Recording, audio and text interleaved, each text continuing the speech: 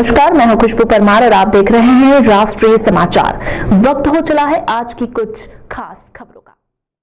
इंदौर में आज कांग्रेस पार्टी ने भूमि अधिग्रहण कानून 2025 का विरोध करते हुए इसे किसानों और गरीबों के खिलाफ एक साजिश बताया है। कांग्रेस का कहना है कि इस नए कानून के माध्यम से किसानों और आम लोगों के अधिकारों पर कुठाराघात किया जा रहा है और उन्हें धोखा दिया जा रहा है।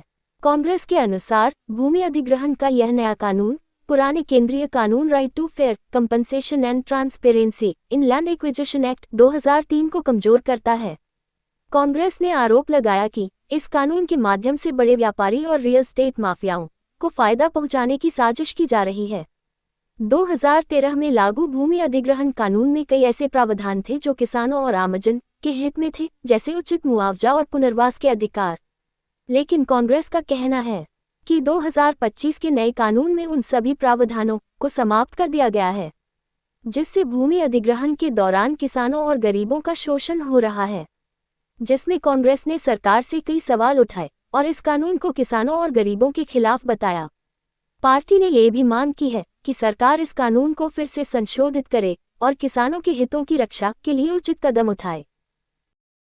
भूमि अधिग्रहण कानून की भूमिका अगर आप देखेंगे तो उसके पर्दे के पीछे के खेल को स्पष्ट समझ जाएंगे। जब केंद्र सरकार ने भूमि अधिग्रहण कानून बनाया, आपकी सरकार केंद्र में है, आप वहीं से परिवर्तन करा सकते थे। राजस्थान में आपकी सरकार है, राजस्थान में भूमि अधिग्रहण कानून लागू हुआ, 3 गुना गाइडलाइन से दिया जा रहा है, तो फिर मध्य प्रदेश में ही ऐसा क्यों? वो रजामंदी 80% आप नहीं ले रहे हैं। मूल अवधारणा आपने खत्म कर दी। जिस पर दाग लगा हो और वो सर्फ बेचे तो सवाल तो खड़े होते हैं। और हम नहीं कह रहे हैं, चिंतामणि मालवीय जी ने भरे सदन में कह दिया। और इसके पहले उज्जैन की बैठक में भारतीय जनता पार्टी के पार्षदों से लेकर के 3 विधायकों ने भी आरोप लगाया था।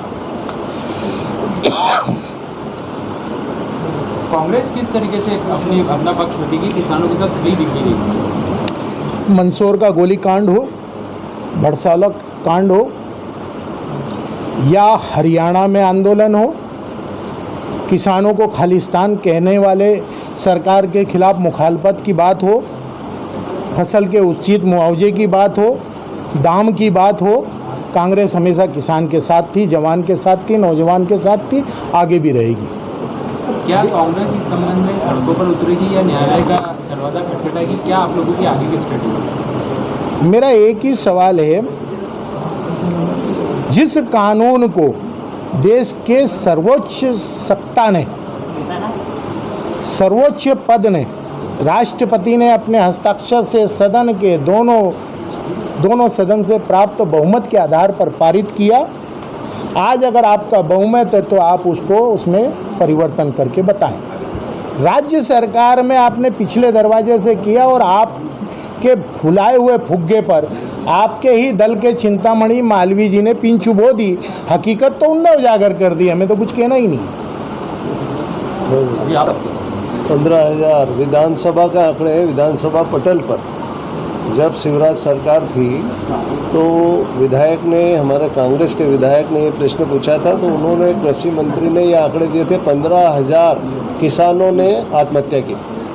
ये शिवराज सरकार बिल्कुल। वही अब तक ये कांग्रेस इतना बड़ा मुद्दा था, भुना क्यों नहीं था? इसके कांग्रेस ने तो बहुत भुनाया है इसको, शिवराज सरकार को, आपने देखा। बिल्कुल। आज की कुछ खास खबरों में फिलहाल इतना ही। बने रहिए राष्ट्रीय समाचार के साथ।